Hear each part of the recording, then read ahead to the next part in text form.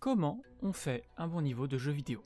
Pour une majorité, vous allez me dire qu'il faut que le joueur puisse avancer sur une bonne courbe de difficulté, soit ni trop dur, ni trop simple, ni trop chiant. Et surtout que le lieu dans lequel se déroule ce niveau soit reconnaissable et cohérent. Typiquement d'éviter une grande plaine ouverte dans une grotte, et encore que ça pourrait passer, et en vrai vous auriez déjà certains éléments. Alors en m'aidant de mes propres compétences et du document Level Design in Pursuit of Battle Levels, que je prononce sûrement très mal, qui nous vient d'un certain Alex @Chaikobolt sur Twitter, dont le lien sera en description, nous allons voir ensemble comment on peut faire à peu près un bon niveau de jeu vidéo. Comment on construit un bon niveau. Pour faire un sommaire rapide de la vidéo, on va tout d'abord aborder la pré-prod d'un niveau.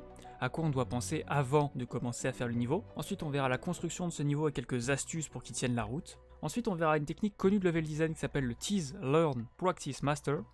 Et on finira avec quelques exemples justement de Tease, Learn, Practice, Master. Alors avant d'attaquer la pré-prod d'un niveau, il faut tout d'abord voir les détails et les contraintes de ce niveau. C'est-à-dire avant même d'ouvrir un quelconque moteur ou un éditeur de map, un level designer ça doit se concentrer sur les restrictions, les objectifs et le contexte du niveau. Par les restrictions, j'entends les choses que vous devez mettre dans votre niveau, et qui ne sont pas décidées par le level designer. Typiquement, est-ce que dans ce niveau on doit croiser Joséphine, ou alors l'ajout d'une nouvelle mécanique, que le jeu ne se déroule pas à tel ou tel endroit, que le niveau permette de rencontrer tel ou tel personnage, tel ou tel ennemi, comme je l'ai déjà dit. Petite remarque pour les indépendants, donc ceux qui techniquement font leur jeu eux-mêmes, ça peut surtout être des limites de moteur ou d'éditeur. Les objectifs, que ce soit ce que vous voulez faire ou que ce soit le thème du niveau ou les challenges, etc. Par exemple, un niveau vertical pour donner une sensation de vertige, avec des routes alternatives basées sur du platforming à Dubaï. C'est beaucoup d'infos. Le contexte quant à lui, c'est les éléments que vous devez prendre en compte. Genre c'est le 7ème niveau du jeu, il se situe au milieu du jeu, sachant qu'il y a aussi tel et tel type de niveau prévu. Comment ton niveau pourrait-il être unique? En gros, à quoi ça sert cette pré-prod? En gros, si un level designer se préoccupe des éléments, c'est pour plusieurs raisons. Tout d'abord, ça permet d'éviter de créer un point de départ et d'éviter une sorte de syndrome de la page blanche, tout en réduisant le risque de devoir retravailler le niveau plus tard à cause d'un de ces éléments. Et surtout, cela aide à créer une bonne structure au départ qui est cohérente. Accessoirement, ça peut aussi aider ton équipe à planifier leur travail autour de ton niveau plus efficacement. Pour ça, on va souvent avoir recours à ce qu'on appelle des flowcharts ou des timelines pour aider ou placer/déplacer certains éléments d'un niveau et garder une vision globale. Certaines choses doivent simplement être logiques ou placées dans un certain ordre pour rendre les choses plus fluides. Par exemple, si un PNJ qui doit te faire un briefing de mission, il serait plus logique de le placer en début de mission plutôt qu'à la fin. A savoir que dans le jeu vidéo, le flow correspond à l'équilibre entre le challenge et les capacités d'une personne. Le flow doit donc être équilibré pour rendre l'expérience du jeu plus agréable possible, car si le challenge est trop élevé, le joueur sera dans un état d'anxiété, là où si les capacités sont trop élevées, cela provoquera de l'ennui. Et d'où le terme flowchart, tu préviens le flow du joueur plus ou moins. Étant donné que j'explique ça un peu à la va-vite, je vous mets en description un lien pour si ça vous intéresse un peu plus le flow dans les jeux vidéo. Une fois la pré-prod finie, une fois que vous êtes en train d'attaquer plus ou moins la construction, voici quelques questions que vous pouvez vous poser pour vous aider. Où le niveau se situe? En France, dans les montagnes, sous terre, dans les airs, etc. Quand le niveau prend place? Après une bataille? De nuit? Quelles sont les mécaniques du jeu? Alors le niveau doit faciliter et rendre le gameplay du jeu intuitif. Veillez alors à comprendre les mécaniques et adapter le niveau si les mécaniques changent. Le niveau doit être conçu avec la mécanique. Parce que faire un niveau puis rajouter la mécanique, c'est généralement une idée de merde. Pourquoi les joueurs se souviendront-ils de votre niveau? Qu'est-ce qui distingue votre niveau? Et quels sont les moments forts dont le joueur se souviendra dans votre niveau? Le lieu est-il en raccord avec le jeu? Par exemple, un jeu centré sur les combats entre snipers longue distance, s'il se déroule dans un bâtiment avec des couloirs étroits, c'est probablement assez peu ouf. Quelle est l'histoire du lieu? Quel genre d'endroit est-ce? Qu'est-ce qui s'y est passé? Qui ou quoi y vit? Toutes ces choses qui peuvent rendre votre niveau plus crédible et plus vivant. Que devrais-je communiquer à mes collaborateurs, mon équipe de développement? Est-ce qu'il y a une chose que vous allez avoir besoin de dire aux gens qui travaillent avec vous, que ce soit des programmeurs, des artistes ou des sound designers? Que devez-vous dire pour que vos artistes puissent rendre le niveau joli, et que doivent-ils comprendre pour que le gameplay et l'expérience restent intacts? Bon, ça c'est un peu plus pour des professionnels, mais si vous travaillez sur un projet à plusieurs personnes, ça peut grandement vous aider. Alors une question toute simple, mais votre niveau est-il réalisable? Est-ce que le niveau il peut être réalisé avec le moteur de jeu et les assets disponibles, ou réalisable dans le temps voulu? Est-ce que vous et votre équipe, vous pouvez simplement réaliser le niveau? Est-ce que vous avez les compétences? Est-ce que ce sera possible dans la limite de temps voulu? Avant de finir sur cette partie, lorsque l'on construit un niveau, que l'on le prépare, il faut savoir qu'un level designer prépare deux types de routes différentes, les Criticals et les Golden Paths. Les Critical Paths, c'est la route la plus directe et rapide pour finir un niveau.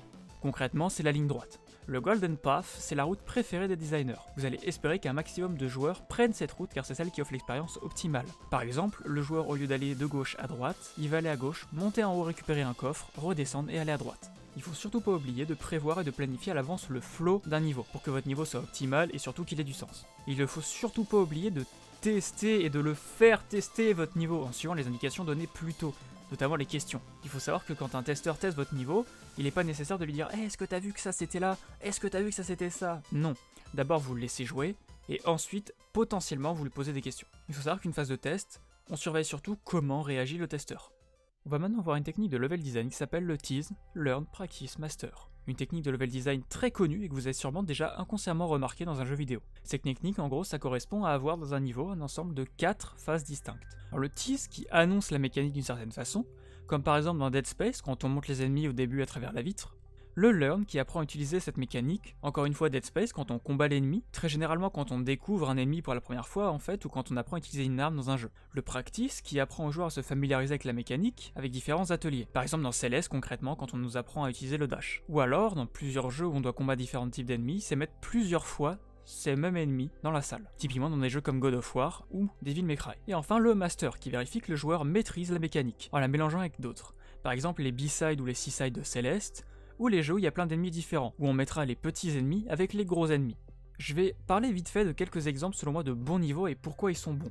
Le premier exemple que nous allons voir est le Summer 1-1 de Trackmania, le tout dernier sorti en juillet. Ce que je trouve particulièrement intelligent avec ce niveau, c'est que c'est un niveau qui va être joué par des débutants à Trackmania, mais aussi des pros, des gens qui ont déjà des centaines, voire des milliers d'heures sur Trackmania. Et la première chose que ce niveau nous met en face est un mur.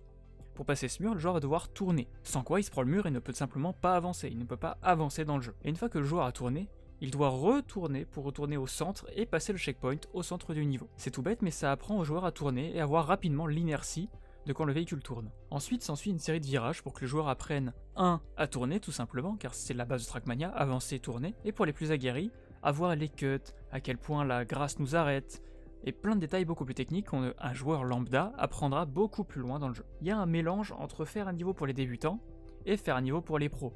Un niveau sur lequel les débutants vont pouvoir apprendre à jouer et sur lequel les pros vont pouvoir s'entraîner et se parfaire à ce nouveau Trackmania. Et je trouve ça vraiment bien foutu. Le début de Celeste est selon moi également un excellent exemple. Le jeu débute par des petits sauts relativement simples dans lesquels vous avez juste à appuyer sur une touche pour passer des obstacles. Ensuite, vous devrez apprendre à vous agripper pour passer ces obstacles. Le jeu nous a alors appris 2 mécaniques. Ensuite s'en vient la phase où on parle avec la grand-mère, puis la phase de course, où à la fin, le jeu va nous apprendre le dash. Pour nous apprendre le dash, le jeu va s'arrêter et va nous dire simplement d'appuyer et de diriger le stick dans une direction. Pour le cas du dash de Celeste, étant donné qu'on est bloqué, cela pourrait s'apparenter à un learn, où on apprend au joueur à utiliser cette mécanique en le forçant à l'utiliser, car comme ça il n'a pas peur d'échouer, de se rater et de mourir. Le joueur apprend donc dans une sorte de cadre sécurisé. Ce tuto permet également au joueur à apprendre à jouer à Celeste en moins d'1 minute. Un autre bon exemple selon moi, c'est Ori and the Blind Forest. Alors c'est un exemple qui pourrait s'adapter plus ou moins à tous les Metroidvania, mais vu que je connais le premier Ori par cœur, je suis sûr de pas me tromper. Par défaut, Ori est orienté vers la gauche, pour que le joueur aille instinctivement vers la gauche et non pas vers la droite. Si le joueur va à droite, il sera bloqué par des ronces et ne pourra pas avancer. Si le joueur va à gauche, le jeu va alors le forcer à sauter pour qu'il puisse passer un obstacle. Et c'est là tout ce que le joueur peut faire en début de jeu, c'est sauter. Là, le joueur arrive dans un faux monde ouvert dans lequel il peut aller à plusieurs endroits, mais sera toujours bloqué car il ne peut que sauter. Ce n'est qu'en allant chercher le premier pouvoir dans un endroit très dirigiste, le seul dans lequel il peut aller finalement, où il pourra débloquer la suite du jeu, et ce jusqu'à atteindre la fin du jeu. Va chercher un pouvoir, tu débloques le passage, tu vas chercher l'autre pouvoir, tu débloques l'autre passage, tu vas chercher un pouvoir, tu débloques l'autre passage. Voilà, c'est une vidéo plutôt courte, ça n'avait pas du tout pour but de vous rendre des experts en level design, c'était juste pour passer rapidement sur ces quelques points, pour parler un petit peu de comment on fait un bon niveau, et je suis sûr que ça pourra peut-être aider une ou deux personnes. Le document dont je me suis inspiré, encore une fois, il est en description, n'hésitez pas à y jeter un œil, c'est toujours super intéressant. Surtout si c'est quelque chose peut-être qui vous intéresse, ou juste que vous voulez en faire votre métier plus tard. Sur ce, merci d'avoir regardé, et salut!